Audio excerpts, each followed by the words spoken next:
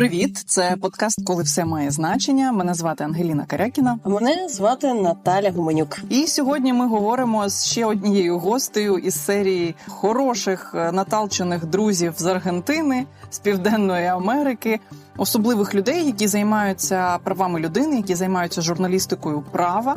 Її звати Кароліна Аморосо, і у неї незвичайна історія. Крім того, чим вона займається, вона ще й дуже цікаво приїхала в Україну. Наталка, давай почнемо з того, щоб просто дуже коротко розкажемо, хто така Кароліна у себе в країні і чим вона відома. Кароліна просто така найвідоміша журналістка-міжнародниця в Аргентині, яка працює на телеканалі «Todo Noticias». Кароліна фактично працює з темами прав людини і міжнародними новинами. Була в Україні до останнього разу, коли почалося повномасштабне вторгнення, тричі. Якщо, скажімо, президент Зеленський приїжджає в Аргентину, то інтерв'ю в нього бере Carolina Amoroso, для того, щоб ми зрозуміли, хто вона.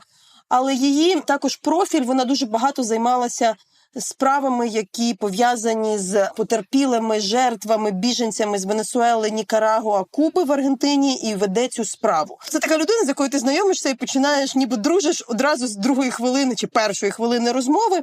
Коли ми готували всі наші справи в Аргентині, зокрема подання в форматі універсальної юрисдикції позову щодо катувань громадянина України до Федерального суду Аргентини, ми показували низку фільмів, матеріалів і готували, скажімо так, громадську думку в Аргентині. Саме Кароліну покликали бути модераторкою показів, дискусій. Вона одразу зголосилася. Як тільки ми почали показувати фільм про Ягідне і про дітей, яких депортували з Маріуполя, розплакалася, допомагала з чим могла.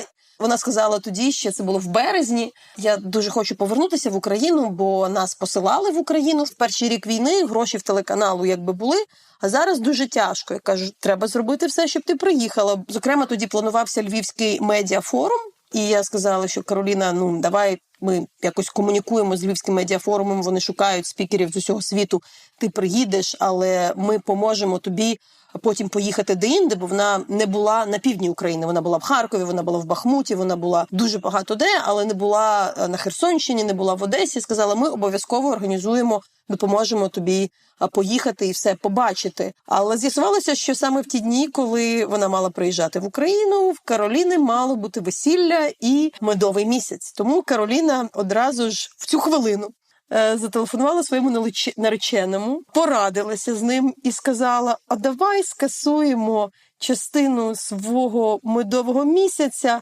В цей час в нас запланована поїздка там Рим, Греція, Європа, острови, і поїдемо на південь України і в Україну, зокрема в Миколаїв і Херсонську область. Зрештою, так і сталося. Кароліна допомагала нам, поки в неї було весілля, в неї чудовий наречений Гвідо. Вона його відіграла, вони поїхали в свій медовий місяць у Рим, потім в Афіни, потім в Грецію, але скоротили свій медовий місяць для того, щоб приїхати на Львівський медіафорум і також поїхати до Посад-Покровського, Миколаєва, на Херсонщину і також в Одесу, де вона спілкувалася з потерпілими. Вона дуже хотіла побачити реальні наслідки війни для людей в українських селах. Але також ми змогли організувати ці розмови, її інтерв'ю з міністром закордонних справ Дмитром Кулебою напередодні саміту миру.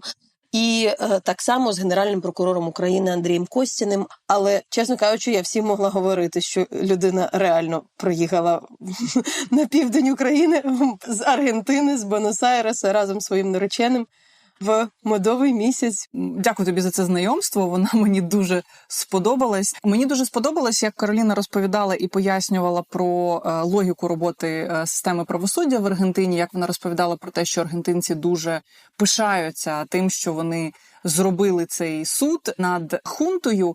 Але ти пам'ятаєш цей момент, цей пункт у фіналі, що це був процес над верхівкою хунти, який далі передбачав, що інших процесів над іншими виконавцями цих жорстоких злочинів, що їх не буде, да? І суспільство мало порозумітися, якось поставити певну точку саме після цього процесу. Да? А ми розуміємо, що там тисячі постраждалих, і якось у них це вийшло.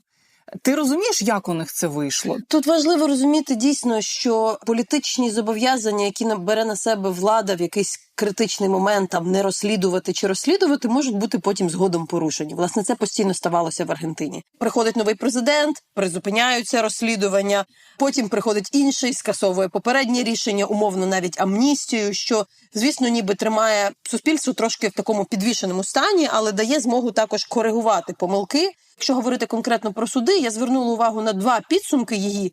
Перший про те, що для аргентинців все-таки суди над тими, хто катував, порушував, вони були не стільки судами для того, щоб покарати тих людей, а для суспільства було важливо сказати, це те, чого більше аргентинське суспільство не хоче. Ось ми довели. І, власне, оце розуміння, коли ми говоримо, ой, були там трибунали над хунтою, щось важливе, розслідували злочини, але також і те, що головним підсумком цього трибуналу було те, що насильство, яке системно чинить держава, якби вважається гіршим, більшим злочином, ніж насильство окремих груп, зважаючи на те, що це організована річ. І ось я думаю, що це теж та думка, про яку нам треба якби пояснювати і думати, що там і каратися. Так, вона наголошувала на тому, чому вона має каратися жорсткіше. Ну тому що це серйозніший злочин руками тих, хто має більше влади. Так, вона наводила, ти пам'ятаєш, цитату прокурора Страсери, який вів власне обвинувачення в суді над хунтою, і ця його фраза, якою він починав свою промову: поважні присяжні, більше ніколи, never more. Да, так він звертався до суду присяжних з такими словами. Звісно, я хотіла запитати Кароліну про її враження з України, чому саме вона досі хоче розказувати цю історію, як сприймають в Латинській Америці ці історії. Ми загалом говорили також про те, як можна вивести права людини і цінність людського життя з геополітичної дискусії, бо вона досліджує і працює з біженцями там і з потерпілими з таких країн, як Нікарагуа, Куба, Венесуела. Вони, особливо в той же час, в Латинській Америці, не всі з них мають таку підтримку, тому що є частина суспільств, які історично підтримують Кубу, Нікарагуа, оці режими, які там авторитарні, репресивні, але умовно десь кимось вважаються символами боротьби з американським імперіалізмом. Ми говорили про ці подвійні стандарти з іншого боку, бо інколи кажуть про подвійні стандарти Заходу, ми говорили про подвійні заходи правозахисників і частини суспільства в Латинській Америці, які закривають очі на це і болить. Чесно кажучи, доволі багато часу цьому присвятили, бо їй також було важливо розповісти, що ті катування, які вона бачила, те, що відбувалося там в Аргентині, Нікарагуа, насправді дуже подібно до того, що робить Росія. Ці диктатори і режими діляться одне з одним досвідом. Ми трошечки пробіглися по всім загальним питанням, які я до цього ж більше спілкувалася там в Аргентині з правозахисниками, з людьми, які займаються судами. Але були оці відкриті питання, які мене цікавили, і про Папу Римського, який є аргентинцем, і про, не знаю, Че Гевару, як до нього ставляться сьогодні, який є аргентинцем.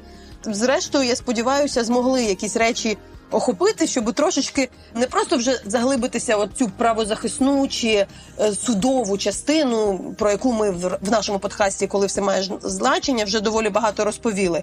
Але більше розповісти про те сприйняття України, нашого континенту і того, як можна знаходити спільне, а де ми не можемо порозумітися з Латинською Америкою і такою великою країною, як Аргентина. Ну що ж, давайте слухати розмови Наталки Гуменюк з Кароліною Аморозо.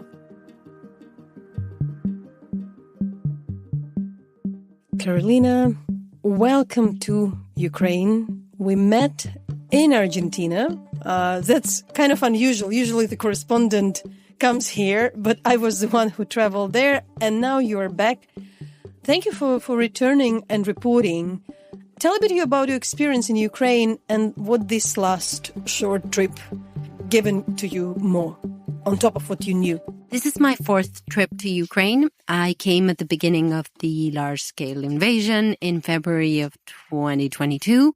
I thought I knew something about Ukraine and the basis of this conflict, but I learned I knew nothing the minute I stepped in Ukrainian soil, because there was something that I learned to grasp on that first impression of Ukraine, even with all those people fleeing the country, because I was here on February 25th, 26th, 2022.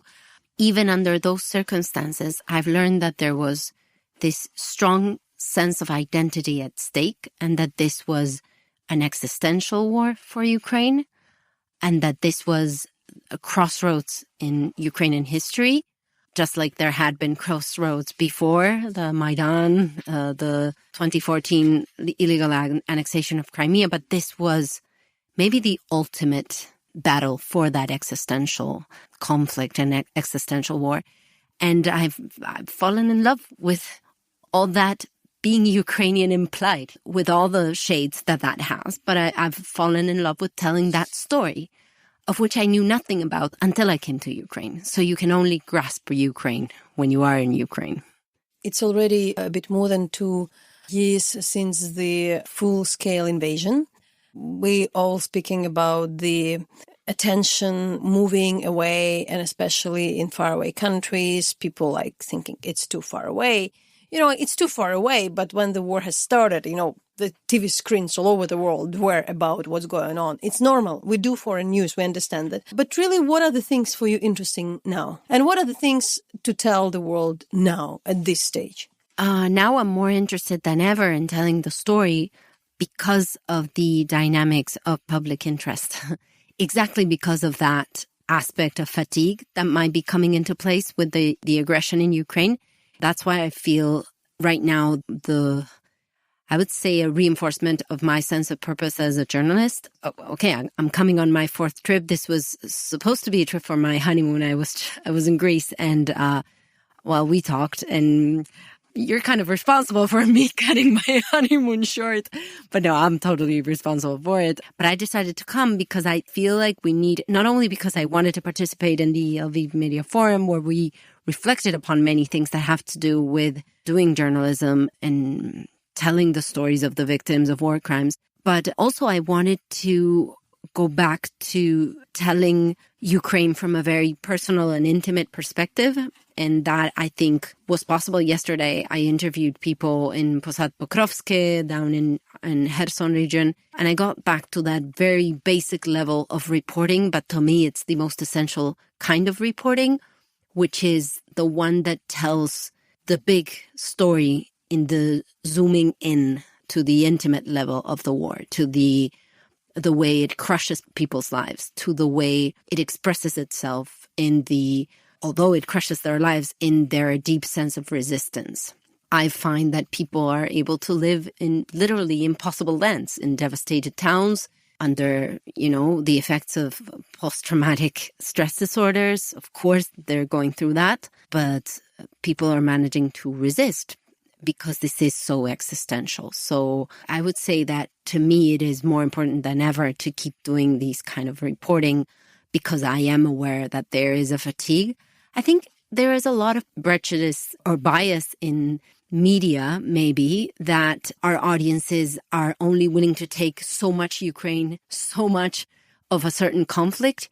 And I found that even sharing during these days on my social media, I find that the fatigue maybe is not so much on the audiences, but more on media and the dynamics of media itself, because people are still connecting to that intimate level of this story, that very personal and human and universal level of the story that Ukraine implies. You in Argentina doing your program on foreign news, but one of the core stories you are doing is about human rights violation, which implies that you work also about human rights violation, of course, which are closer to geographically to Argentina. That would be Nicaragua, Venezuela, Cuba. I want to dig a bit more into this, hypocrisy of the human rights world, where we all became very dogmatic about the victims of the particular conflict which we care, not caring about the victims of the conflicts we think they are on the other side of the spectrum. So we know that it's in the societies, especially which, have quite I really don't want even to use the term left, because to be honest, it's a bit wrecked. But for instance, I understand that it's complicated to work on Venezuela, Nicaragua, and Cuba in Argentina, in a country where human rights matters a lot. However, which human rights internationally matters there? Can you explain this complexity? Okay, we went through a military dictatorship. We were able to try those criminals. We call it el juicio a las juntas, the trial of the junta. We hold that as a very proud moment in our history, even with all the discussion there was about whether everyone was held accountable or not. But we hold that very dearly. We were a country that was able to say nevermore, nunca más to that dark chapter where there was illegal appropriation of children, where there was massive human rights violations, where there was sexual violence, where there was political persecution. However, there has been, over the last couple of years, I would say maybe the past 2 decades, of highly political use of the human rights cause, especially from Kirchnerismo, from Néstor and Cristina Fernández de Kirchner, both former presidents. There's this idea that the human rights cause is linked to left-wing ideals. And these two leaders were particularly close to the leaders of, I would say, especially Cuba and Venezuela, and especially Venezuela, considering that Venezuela did what was known in Latin America as diplomacy with oil and oil money, to finance left-wing projects all across Latin America. So there was an ideological proximity to Chavismo, which is the movement that led to the regime, the autocratic regime in Venezuela. And there's also a very pragmatic economic reason behind that. We actually don't even know the total extent of that. So with Venezuela in particular, which has been something that I've been studying a lot and following a lot for many, many years. I even wrote a book about it. I wrote a book on the Venezuelan diaspora because of this intimate level of collective tragedies that I like to pursue in my reporting. But I cannot get away from the big political perspective on this subject. And there has been a lot of complicity and ambiguity regarding the Venezuelan regime and the Cuban regime, maybe not so much the Nicaraguan regime, because Nicaragua, in political terms, is not such an important country for Argentina in terms of its strategic relations in the region. But certainly with Venezuela, what has happened is there's a lot of ambiguity and there's a lot of complicity with massive human rights violations that are occurring today in Caracas. As a matter of fact, our former president, Alberto Fernández, even invited Nicolás Maduro to a summit that was going to be held in Buenos Aires because there was a complaint filed under international jurisdiction in Argentina against Nicolás Maduro for human rights violations. He didn't come to the country, but that should be attributed to the courage of the people and the victims and the survivors that are now in Argentina and that had, like I said, the courage to file this complaint, even knowing that there's a long arm of Venezuelan intelligence that's even present in our own country. So it was very interesting because when I was talking to one of the Argentinian lawyers who dealing with the cases of universal jurisdictions for our audience, I would explain, and I hope the audience of this podcast by now know already a lot about our criminal complaint on the crime of tortures, the Reckoning Project filed in Argentina. So one of them told me, who's dealing in the cases of Venezuela, Nicaragua, because we were very cautious, how it would be seen, the Ukrainian complaint in Argentina. And he said, in fact, for you, it's a bit easier because Nicaragua and Venezuela is controversial for our society. And then I just understood, wow, that must be tough for Venezuelan immigrants to be in Argentina and understand that they're controversial.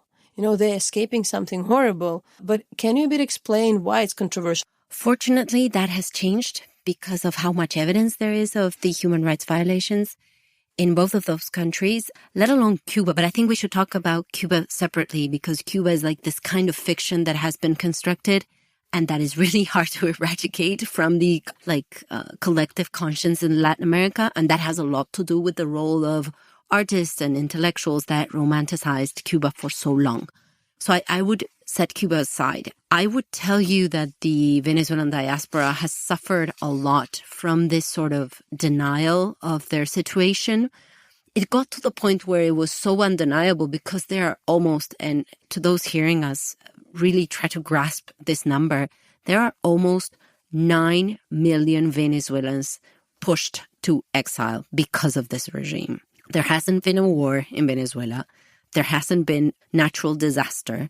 It's just a regime that has obviously pushed the country to a very serious humanitarian and economic crisis, but that are also persecuted any form of protest and political opponents, and even student movements and social movements and social and human rights workers.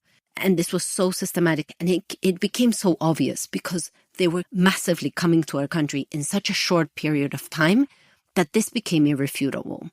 That's why I talk about that personal dimension of this big conflicts or this big political issues, because when you break it down to the personal stories, you go to the ground of the irrefutable.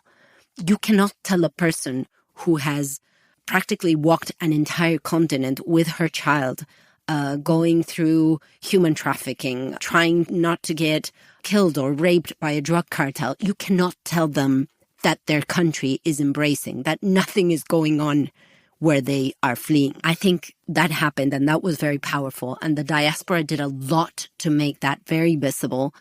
But still, there's a lot of ambiguity about it in some left-wing, you would call it left-wing. I don't know. I don't know how to put it. I think it's very word. important. Like, how would you describe that? Because as well, like, I think like we also put it cliche because today there is nothing really left about those governments. No. They're not like taking care of military dictatorships. That's what they are, you know? Aside from that, I would say that Venezuela really exposed a lot of hypocrisy and a lot of the double standards. And it really exposed people who I even thought were genuinely human rights advocates and people who were compromised. And it certainly exposed that their bias put a limit on how far their commitment went as far as human rights. So it was kind of sad in that sense. How do you think we can reunite this world? To be honest, I'm pretty preoccupied mentally with this idea of sometimes people in human rights world, or also people who, you know, like, I think sometimes are they like confused? You will understand. There are weird people. There are all kind of weirdos everywhere. But there are people who may be sometimes confused. And I'm just like, this idea of negative solidarity, you know, that enemy of my enemy is my friend, this person standing up against the US, so I need to support it, and this person is vice versa, opposing the US, but it's an enemy. I mean, we all feel it today. I always felt this is like the sad part for Iranians, for Syrians, now for Ukrainians, but for Venezuelans. We kind of all thinking like, why we always need to justify to quite a lot of kind of good people, well-intended people in some part of the world that we are the victims. It's very humiliating. It's also very painful. But I understand some of them could be on the payroll, could be the military dictators. It's totally opportunistic. But for some of them, you know, like you think like, oh, these people are from human rights world. Why they are like that? Can we just oppose this negative solidarity and what we offer?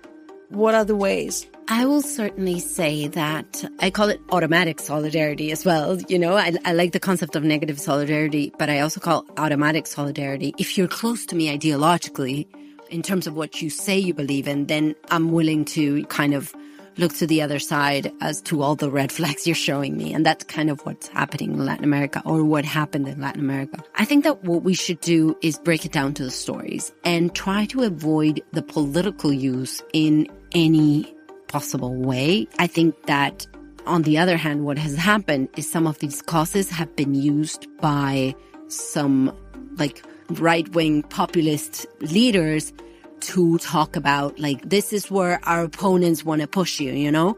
Venezuela did become sort of this big ghost. Even when you analyze campaigns all across Latin America, I got to cover the Brazilian elections, the last Brazilian elections, last elections in Argentina, elections in Chile. And it was used by those political leaders. And I think that it is very important for victims and advocates to avoid those kind of associations, because some of those leaders are the same leaders that are willing to look to the other side when a right-wing government is being questioned by human rights organizations like El Salvador's government of Nayib Bukele. While we were walking here, we discussed that, it's not really just about like juntas and military torturing people. They are, but there is some, similarities in the way they do. And what is your finding? What is your opinion? Why this way of how people are treated in the detention camps, in the basements, in Nicaragua and Venezuela, elsewhere are so similar? What evidence we have about that? We do have a lot of evidence. I've interviewed a lot of victims that have been subjected to torture at different torture centers in Venezuela. I've also talked to people who have been detained in Nicaragua, and some of the methods are particularly similar. Some of the ways in which they try to break them psychologically are particularly similar.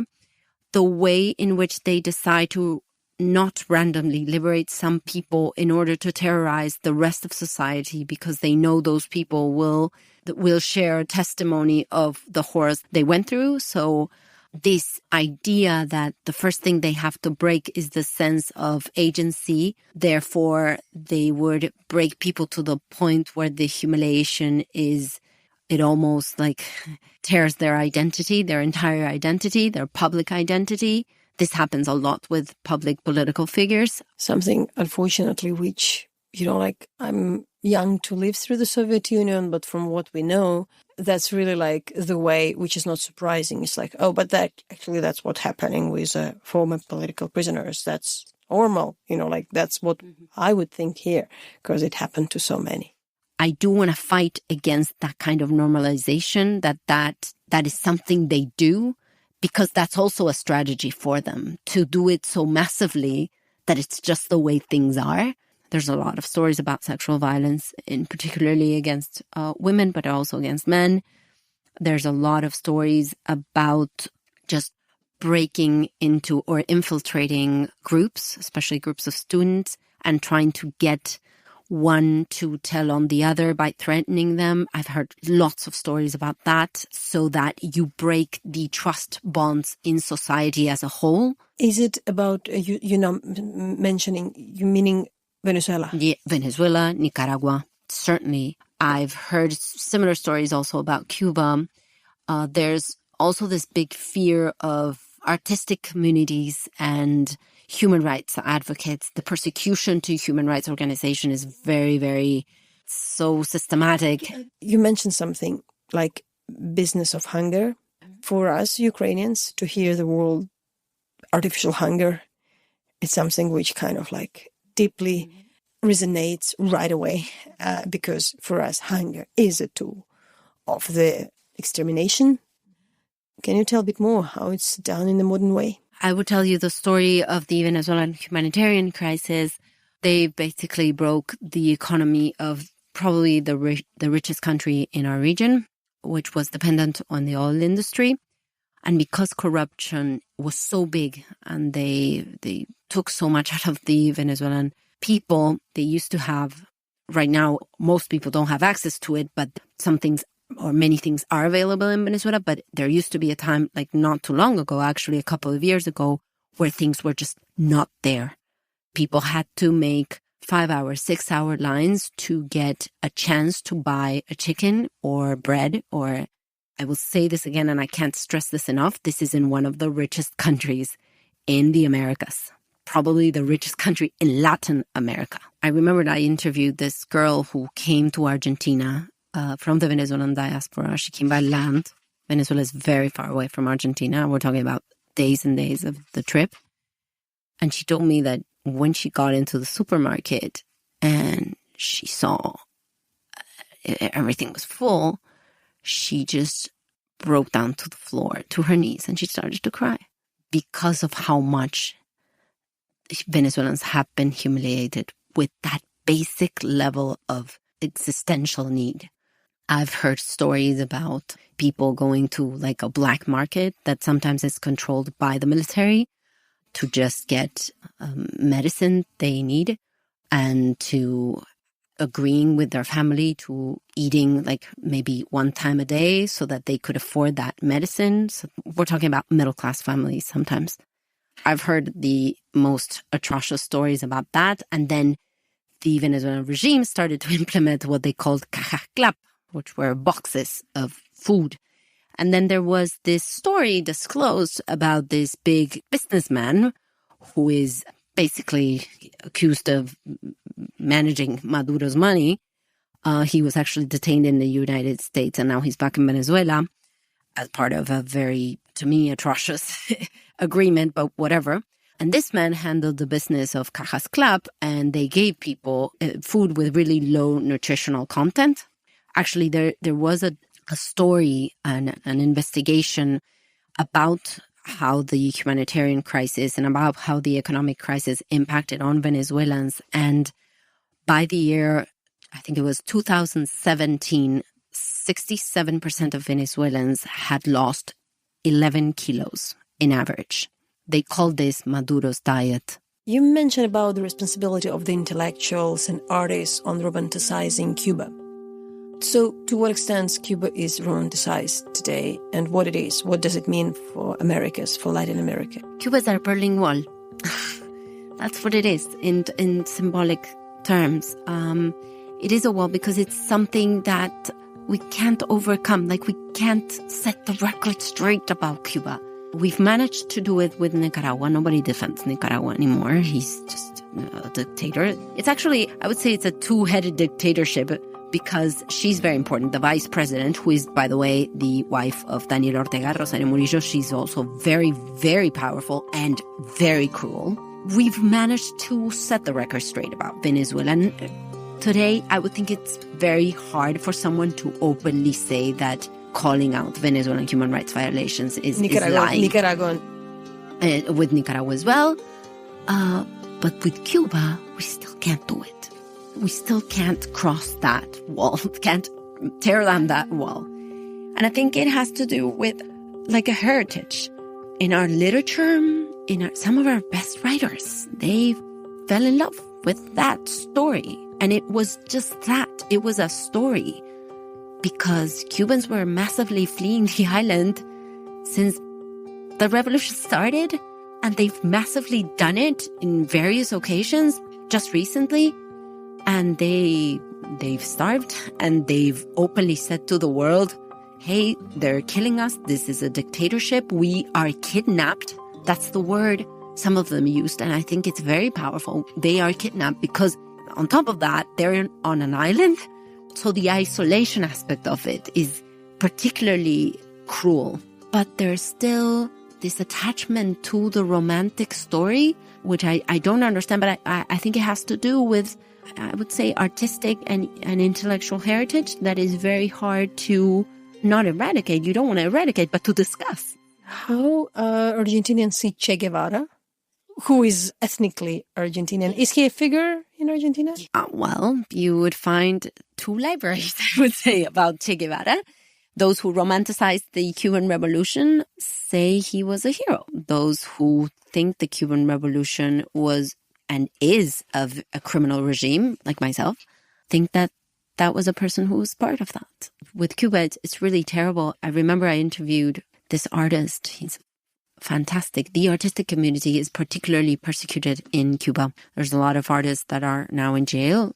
There are artists that have been part of one of the main anthems of the counter-revolution, which is Patria y Vida. It's a very famous song that actually won the Grammy. When they won, one of the artists was in jail. Actually, you could get in serious trouble, even in Cuba, for playing the song, for playing Patria y Vida, which is like a counter-statement to Patria y Vida is motherland and life.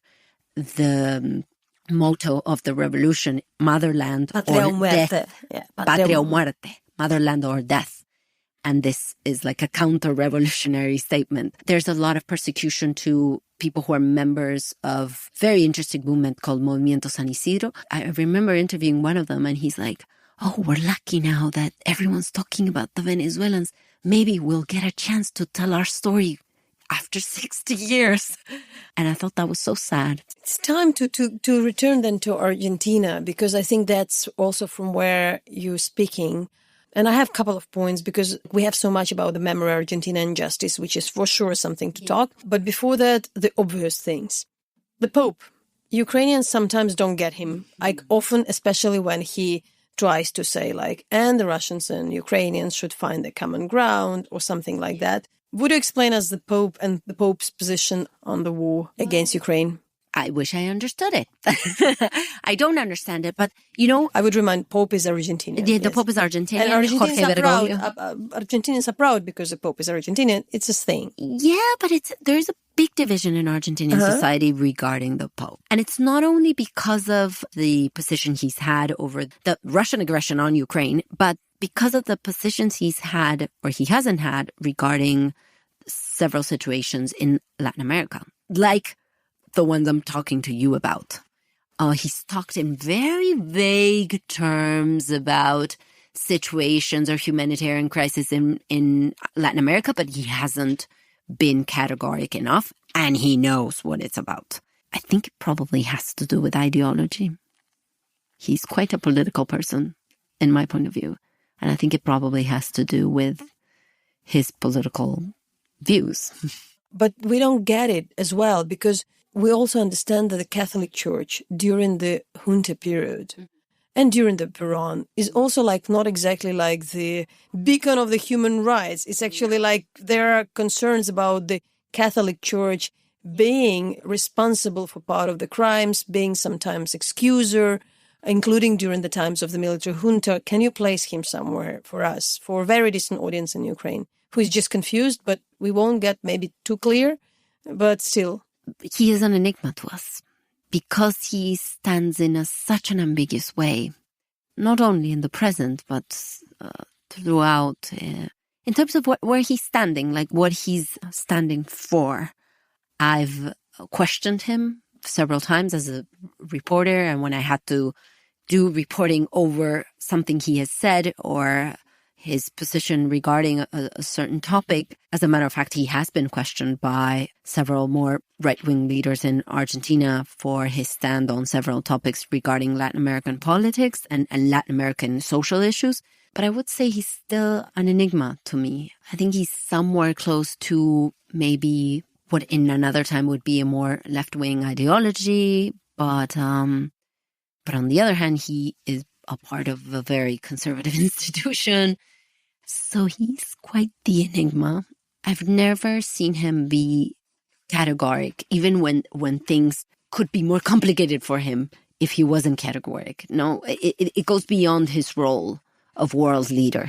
On Argentina, we know that, you have the country where the fact of the separation of the children took place, and you have this incredible institution, like the Banco Genético, where, which are still helping to find the DNA of the, whether the children were taken away from the political prisoners and whether they were growing with their relatives.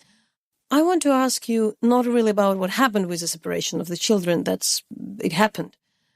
This modern way of returning, these children finding out who their parents were. How difficult is this process? And what I understand that for some, it's absolutely difficult after the years to accept that the tragedy is actually today. It was a tragedy when they were taken years ago, but also there is a tragedy of them sometimes denouncing their parents, sometimes being totally lost with their identity. Would you just explain in the long run where the problem is? Of course, there are children, now adults, that are still being looked for. There are several human rights organizations that work on that. I would say that it depends case by case. In some cases, they have denounced who they thought were their parents when they found out this. And of course, this places a huge identity, I wouldn't say identity crisis, but yes, an existential crisis on anyone going through that realization. Some of them haven't decided to do that because of the lifelong relation they've established with those people and because they understood some of the circumstances that took place during that particular time of history. I would say it depends case by case. I would say there has been a lot of, during the years of kirchnerismo, there has been, like I told you, a lot of public exposure of this kind of stories. And I would say this was part of the political use by kirchnerismo of the human rights cause. But in any case, I would say that what happens to each person when they realize this or when they are told this, it's a moment not only of realizing that they are at an existential crisis or crossroads in their lives, but also a moment of deciding very crucial things, like what I told you, Some of them decide to break the relation with who they thought were their parents. Some of them don't. It depends, case by case. On the trials of juntas, does it matter till now for the Argentinian society? It matters. And why? There's a lot of polarization right now regarding that time of history because we have a government with, particularly the vice president has been very open about how the full story wasn't told, and so there's a lot of discussion. We should remind the vice president is coming from the family of former military commander. He was in the military, yes. However, what she is expressing is that the crimes committed by the guerrilla, by the violent groups that were in Argentina, were never investigated properly, and they were never held. The people who were responsible for them were never held accountable. So she calls for a broader perspective of human rights. So that's her main advocacy, or one of her main advocacies right now. So there's a lot of discussion over it. But I would say that in general, what I think is Argentinian society has agreed that point in our history, that once again, crossroad in our history, which was the trial, is really something that we're proud of. And it's really something that was, of course, about judging the past, what had happened, but it was also an implicit agreement as to where we want to go in the future. Political violence is not an option in Argentina anymore. At least that's what we agreed on. Now, I would tell you, it is a daily defense. That's not something you should rely on. Okay, it's a given. We did it in the 80s. Now we're done. But you mentioned something, and I want to make it very clear. And again, maybe you would say these final words of whom? One of the prosecutors, or because a lot of people speak about the justice as accountability for the people who committed something. You want to punish them. And we all understand all of them won't be punished. And to be honest, if the justice has, if something happened, if somebody died, if somebody has been, disappeared, tortured, it won't be enough that the guy is behind the bars. So really, it's about like punishing those who are responsible, but also for future. Yes, of course. It's also for the future, for the nevermore. Like the words of the prosecutor Estracera, I was quoting him the other day, I'm paraphrasing right now. I'm going to pronounce two words that no longer belong to me because they belong to the Argentinian people.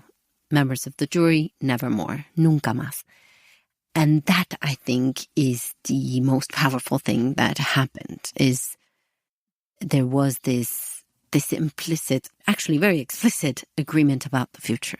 And when we talk about accountability, we were talking about it the other day at the forum, and I would like to repeat this concept. It should be understood in a very global sense. When a victim manages to find the courage to tell their story, when they do it under the correct circumstances and with the correct measures not to expose them to a re-victimizing situation, they find that sense of empowerment and agency that I think gives them the idea that they are doing something, because they are doing something very concrete to build a better future, aside from what might happen to the perpetrators of the crimes against them. And I think that's very important. That's also accountability. That's part of the process, and that's part of the consequence. When we were cautiously, investigating the opportunity to file a case within the universal jurisdiction, mechanism in Argentina. You know, I was reaching out to a lot of people. Our lawyers were reaching out to even more people to discuss it. And a lot of Argentinians were asking like, oh, what are you using? But you were the ones who really say, go for it. It's very interesting because you were following something. Why do you think this universal jurisdiction thing works? Because, to be honest, I don't expect even a lot of Argentinian journalists be aware of that there is this mechanism in their country. But can you a bit explain why you think it matters and how it's used in Argentina? Well, there have been other complaints filed, even about very distant places. Of course, we're talking crimes against humanity. We're talking human rights violations and what we call crímenes de lesa humanidad, crimes against humanity, where Argentina can investigate and it can even go on with trials against perpetrators or alleged perpetrators of crimes against humanity that are perpetrators from other countries against victims from other countries for crimes committed in another territory. And I think this is very powerful. First, because we've had legacy of trying our own human rights violators or the perpetrators of the atrocities in the 70s, but also because we hold the human rights cause as something very dear to us and very identified with who we are, aside from who and when made a political use out of it. I think we're bigger than that. We're even bigger than that. We have a lot of problems, but I think we're even bigger than that. I think I got it a bit now I understand it a bit more because, for instance, a lot of causes are misused by a lot of people. But for instance, the idea of the peaceful protest when people go to the streets and they, in a peaceful way, denounce something which is, destroying their state, destroying their country and society. And, peaceful protests can be abused, the ideas, the notions, especially today. But for instance, Ukrainians, they are very proud of this fact. For them, wherever peaceful protest, happen somewhere globally, they relate. It's something that we are proud of that. We did it. We succeeded. It worked. Not perfectly, but it worked. So I would really understand that there is something society achieved, and it becomes a part of your national pride, something you can relate, something you can say we can share this experience. We are willing to share this experience.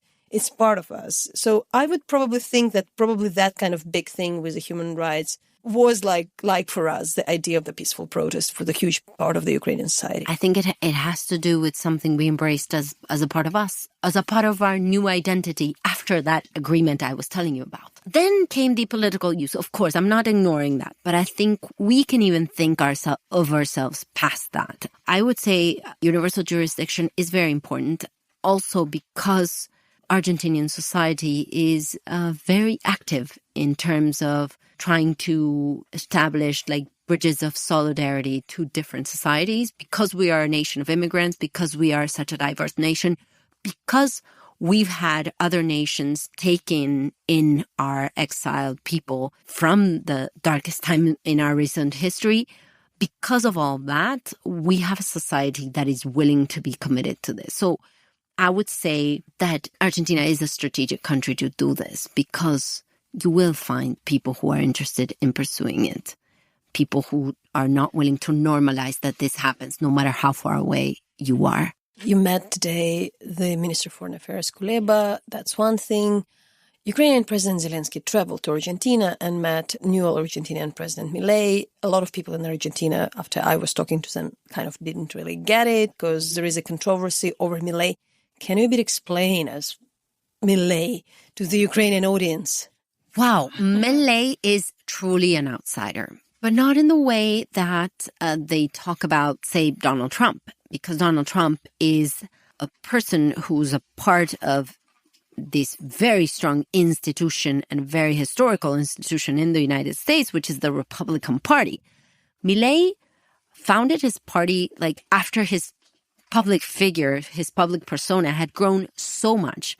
He started to go as an economy specialist to television shows. He was really big. He was performed very well in terms of ratings. So they kept calling him.